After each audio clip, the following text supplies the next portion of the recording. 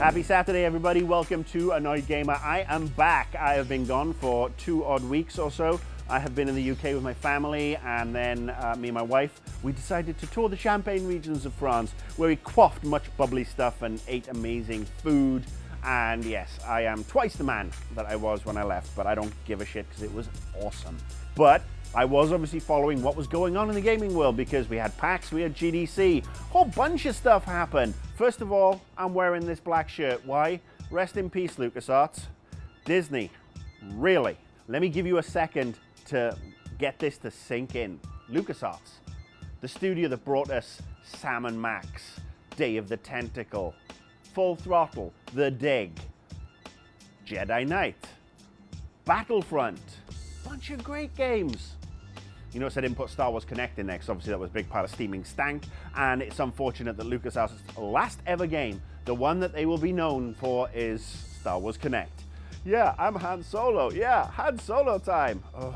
What happened on Wednesday when Disney announced that LucasArts was being closed is tragic. They're at the forefront of some of the great graphic adventures of the mid to late 90s, and they will be missed. Disney, what the hell are you thinking? Well, I can tell you what they're thinking. They are basically thinking, well, we're going to do Facebook games, we're going to do mobile games, we're going to do Disney Infinity games. And that means that as gamers who grew up on Super Star Wars or the Star Wars arcade machine, the only chance we're going to have to explore the Star Wars universe moving forward is from our iPad or from a Facebook game, and that's it.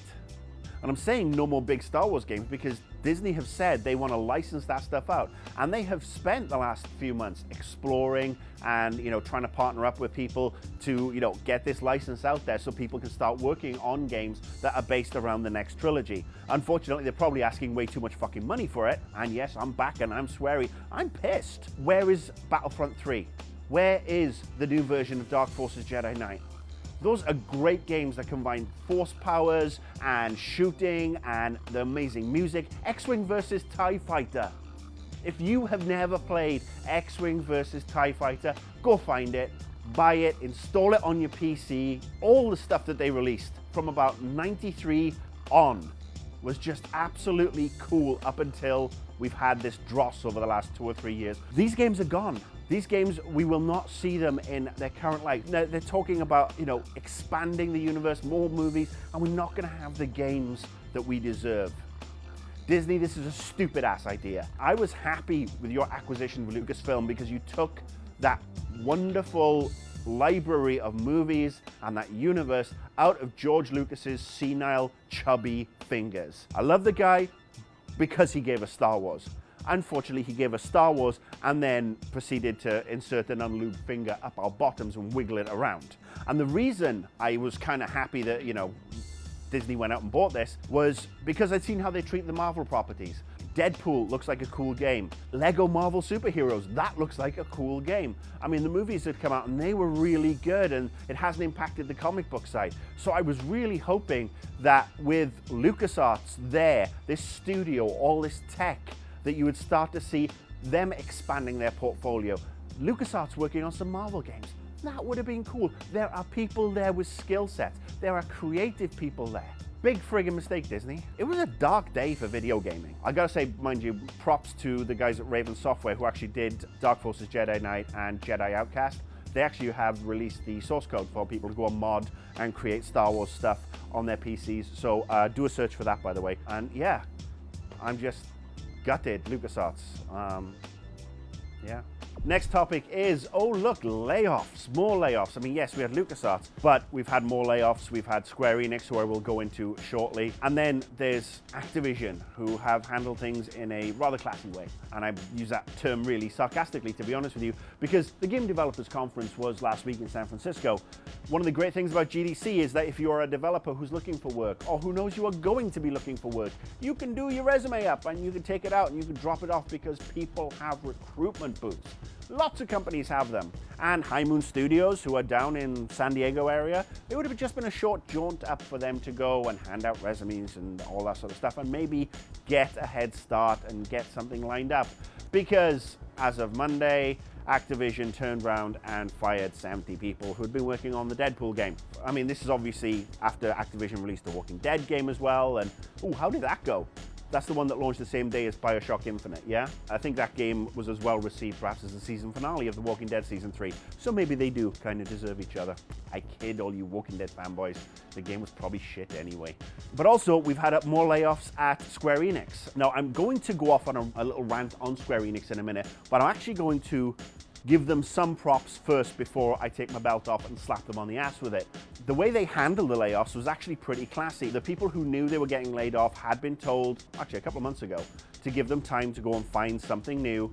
And there are people who are being laid off and they still have another couple of months. Some people are being laid off and are leaving at the end of next week, but they're being taken care of, which I think is very good. Again, it sucks that people are losing their jobs, but if they have to lose those jobs, do it in a way that lessens the blow and gives people a chance to go off and find something new. So well done on that. And that's all the good props you're getting out of me, because now Square Enix, I'm about to kick your ass.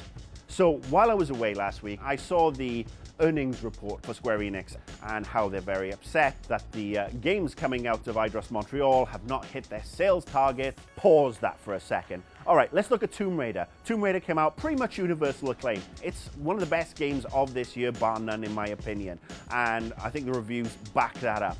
Tomb Raider had its best week one sales in the history of the franchise. That's not me pulling figures out of my ass. That's bona fide fact. It's actually sold 3.5 million in the first month.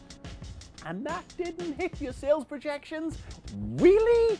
Were you expecting 3.5 billion in a month? That game is going to go on to do maybe 5 to 6 million lifetime.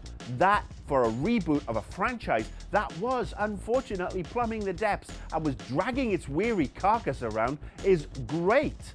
And then you also look at, say, Sleeping Dogs, new franchise, great game, one of my favorite games of last year. That sold a couple of million. Not bad at all, really good on PC. Go get it if you got the chance.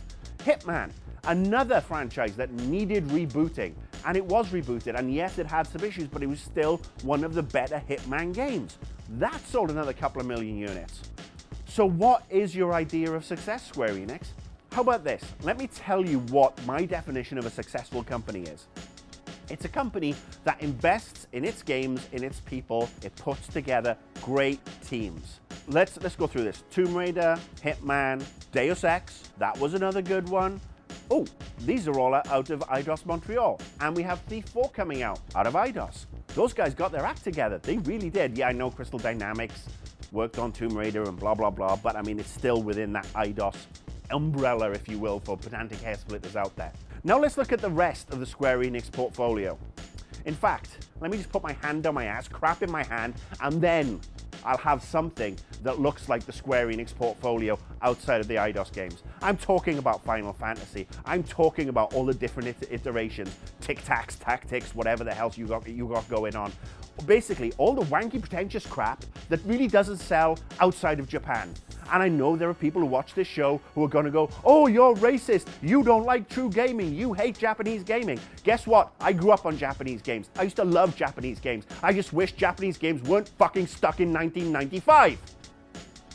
I'm also sick of pedantic little tits like you bothering me on Twitter and having a go at anybody who has the temerity to criticize Capcom, Konami, Square Enix, or Nintendo, because your heads are up your asses. You're a sad minority of fanboys, and the sooner you get out of video games, you could do us all a big favor, because you're holding games back. You're empowering companies like Square Enix to wander around bitching about the LA office, bitching about the European office, while they make mistake after mistake, funding a bunch of CGI animated crap with gameplay that looks out of date in 1998. Ooh, it's good to be back. All right, that's the show for this week. My Twitter is @AnnoyedGamer. If you are pissed off by what I had to say about the Square Enix fanboys, and I'm going to be here week after week, and I'm going to come after people like you because you're enablers. You enable the likes of Square Enix to live in a bubble, Square Enix Japan in particular, to live in this bubble that says everything we do is right. We will continue to pander and waste money on a Final Fantasy franchise that really has died a death. Ni no Kuni kicked your ass this year, for God's sake. Ni no Kuni is the best JRPG the Square Enix have never released. How about that? Anyway, I'll be back next week, so have a good one. Bye.